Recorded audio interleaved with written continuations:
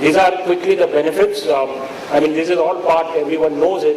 Well, this is available as a part of my presentation, so I'm not going to spend much time on this. This is an important slide because breach incident cost can cost something close to $500,000 per incident if there is an credit card breach happens. And let's see how it works. So this is an example. If 50,000 credit cards are stolen, the penalty, which is levied typically by the council, is $100,000 per incident. If you do not have the penalty can go up to $500,000 or $500,000 if you've not done the self-assessment. If you have to issue a new card, because obviously you have to block the old cards which are there, otherwise those cards will come up in a Google. When you Google search, those cards will come up. And $10 per card, the cost itself is $500,000, so it's $1 million straight away. And fraudulent transactions, $61.75 million. So average fraudulent transaction, the cost if you see, comes to anywhere between $1,235 to $2,004. And what publicity you get, that's a priceless. So reputation risk is insurmountable. How would you get over it? Now today, if I'm going to buy anything from Marshall or TJ Maxx, I will think twice before I give my credit card to go and give it to the counter so that they can swipe. Because the history speaks for themselves.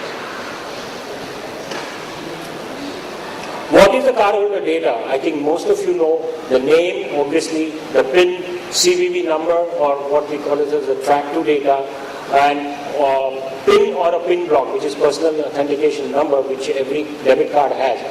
This is for debit card typically. But if you take a credit card, you have a CVV or CVV2, CID or CAV2, depending on the card brand. You have that 4-digit number at the back, or if it is Visa Master, you will have 3-digit right at the back of the credit card if you see that. Now, this information is supposed to be encrypted. You are not supposed to store as per the standard. No CVV number should be stored.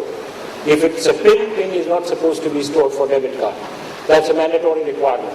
In the case of TJ Maxx, what happens was that when the transactions were taking place, those transactions or over the net when it was going either through POS or when you were swiping it off or even online, it was going unencrypted. And that is where there was a man in the middle attack which took place. People got into that and they had access to the entire TJ Maxx system. And that is how 45 million card and credit card holders information was breached. And this was going on right from 2006 onwards. When they realized it was too late, and that's why the multi-million-dollar suit was filed in Massachusetts by Massachusetts Bankers Association. What I was given to understand, out-of-court settlement took place, but it was for 100 million plus the fines they had to pay to PCI Council. So imagine the kind of damages and the bad reputation that this can bring in. This is from the scoping perspective. The process to transmit any cardholder data, it has to be secure and encrypted. It applies to any network component, server or application that is included or connected to the cardholder data. You have to have a network segmentation. You cannot say that, okay, I have particular server which only just transmits the data, it doesn't store. So PCI DSS will not be applicable. No, answer is wrong. It is still applicable. Not only that, you have to ensure that the ISP which is carrying your data also complies with PCI DSS. So if you have tied up with Reliance or you have tied up with Tata Communication and they are taking all the data over the net, then you have to ensure as acquiring bank or a merchant that they are compliant to PCI DSS 1.2. This we have said, identify, remove and segment. So 3 steps to reducing PCI scope: either identify and encrypt the data, remove it, you are not supposed to store those data, or segment, create a complete VLAN level and a physical segregation of your network which stores the cardholder data. This we have already talked about. You are not permitted to retain any sensitive information which is full track, PIN, CVV type of data, etc. The PAN number must be encrypted or protected. You mask it. Many times if you see, go to a merchant, when the slip comes out of 16 digits, 12 are XXX masked.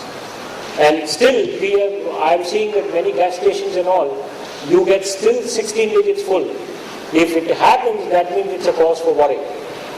And one piece of advice to you guys is never give out your debit card in the hotel or in gas stations, or if you are giving it, ensure that you are present in front of the cashier when he is swiping a debit card.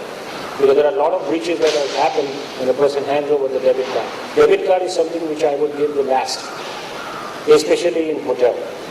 You tend to forget, you never know when you will be one of those scapegoats. The maximum identity theft that has taken place and the breaches which have happened is because of this kind of negligence or lack of awareness on the part of the user community. So I'm just trying to caution you, before you hand over your debit card, think twice. PCI compliance obligations we have talked about. Now this level of compliance, what you need is dependent specific to merchant level, and these are I picked up from Visa Canada, but very similar is applicable to India now. You have level 1, level 2, level 3, level 4 merchants. Level 1 is typically who is processing 6 million and more kind of transactions. That is considered as the highest risk category, and as you go down, the risk minimizes. Now, when the risk minimizes, because that is dependent on the number of transactions what you are processing as a retailer or a merchant, the compliance requirements also get softened up. For example, if you are on level 1, you need to have a third-party assessment by qualified security assessor, at least annually, at least. Then you have to have annual PCI self-assessment questionnaire, what we call it as SAQ, that you have to submit to QSA, such as IBM ISS, or PCI quarterly networks and PCI quarterly network scan. So the requirements are absolutely stringent for level 1. And as you go down to level 4, that's a minimum requirement. You need to just give what is called as the annual self-assessment questionnaire to the council, and PCI quarterly network scan, which is by an approved scanning vendor or a QSA. So IBM ISS is a global QSA, global ASV, and anybody can come to us. We will help you in terms of how to do this kind of quarterly scans and also do the complete report on compliance.